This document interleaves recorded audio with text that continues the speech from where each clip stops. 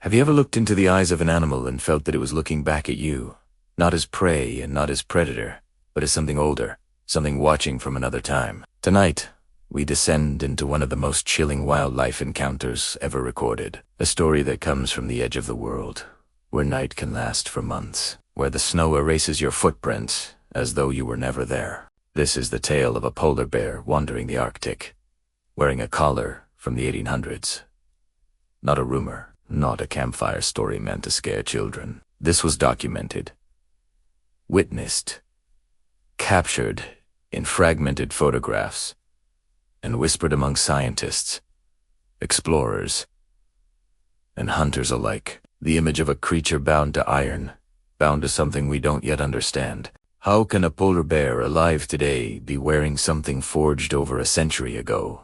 A collar not eaten by rust, not broken by time, not shattered by the strength of the beast it holds. Stay with me, because by the end of this story, you will not only question nature, you will question history, memory, and maybe even your own safety. The Arctic is vast, white, and silent, but it is not empty. The silence feels alive, as if something is listening. To stand there is to understand what it means to be erased, to have your warmth, your breath, your body absorbed by the endless white. In 2021, a team of researchers monitoring melting sea ice reported something extraordinary. They spotted a massive male polar bear. Nothing unusual there, but through binoculars, they saw something around its neck. A collar, iron, thick, heavy, not modern, not the kind used for tracking. This was crude, forged with rivets and bolts, the kind used on chained beasts by men who thought wilderness could be controlled. The scientists thought their eyes were deceiving them. Ice distorts vision. Distant bends truth. But when the bear turned its head in the pale sunlight, the metal glinted unmistakably. And the color wasn't just iron. It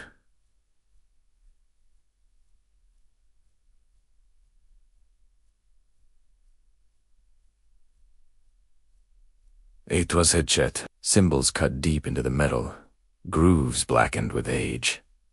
Not letters, not numbers, something that looked like runes or claw marks, but far too deliberate. It's almost laughable, isn't it? Who in their right mind would ever try to collar a polar bear in the 1800s? Picture it. Desperate explorers saying, "Gentlemen, the whaling is going terribly. But here's an idea. Let's leash a 1,000-pound predator." Ridiculous. But the laughter dies when you realize the collar wasn't rusted through. The lock was still strong, and when the bear lifted its head, it didn't look like an animal carrying a burden. It looked like something being dragged by it. The researchers reached for their cameras, turned their eyes away for only a moment, and when they looked back, the bear was gone. Not walking, not vanishing into the distance. Simply gone, on a flat white plain with no ridges, no caves, no shadows, no tracks. Think about that. A beast weighing half a ton, capable of crushing a skull with one swipe. Gone without leaving a trace.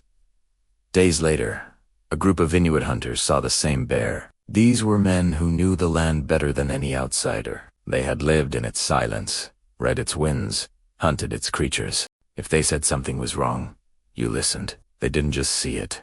They heard it. And what they heard was not a roar, not a growl. They described it as a chorus of voices, low and droning, like a hymn sung backward. Not in the air, not with their ears, but inside their own heads. Polar bears can smell prey from more than a mile away. Imagine that's something you can't outrun, can't hide from, and now it sings while it stalks. The hunters said the bear's movement was wrong. It didn't lumber like a bear. It walked slow, deliberate, almost human, each step calculated. And the collar wasn't resting. It was pulling, as though something invisible tugged at it. One hunter fired a warning shot. The sound echoed through the ice. The bear stopped, lifted its head, and for a moment its mouth opened wider than it should have. Too wide. Wider than skin, bone, and muscle should allow. Ten silense. They blinked. It was gone, and again no tracks in the snow. How does something that big leave nothing behind? Stories spread fast.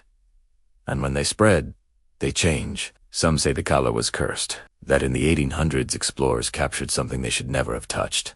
Not an animal, but a spirit wearing the skin of one. They bound it in iron, marked it with their symbols, and when they perished, the creature remained. Others whisper it is older than ice itself, always here, and the collar is not its prison but its trophy, worn to remind us of those who tried and failed to chain it.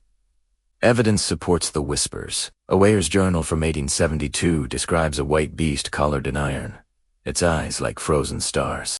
The entry ends abruptly. Pages after are water damage, as though erased. In 1899, an expedition lost 3 men while hunting. Their camp was abandoned, but iron links were scattered in the snow.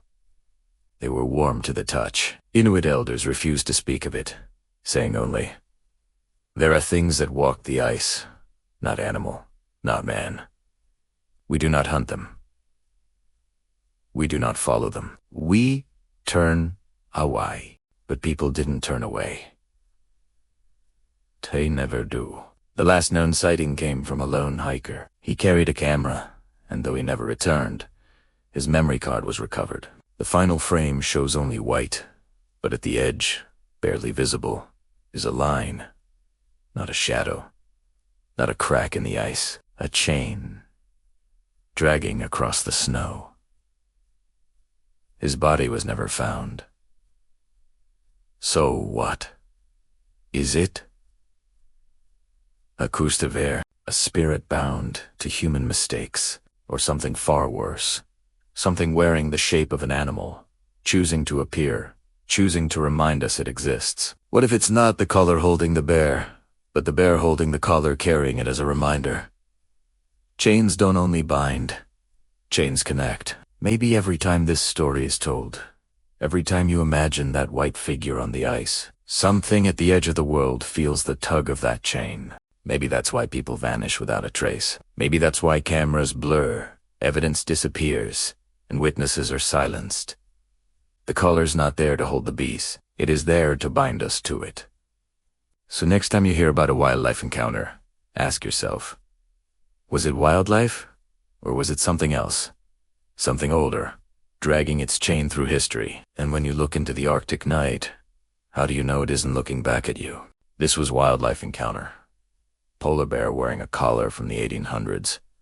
But if you think this nightmare is over, you're wrong. Because the next story makes this look like a bedtime tale. If you dare, click here for the next nightmare. A story even darker than this one.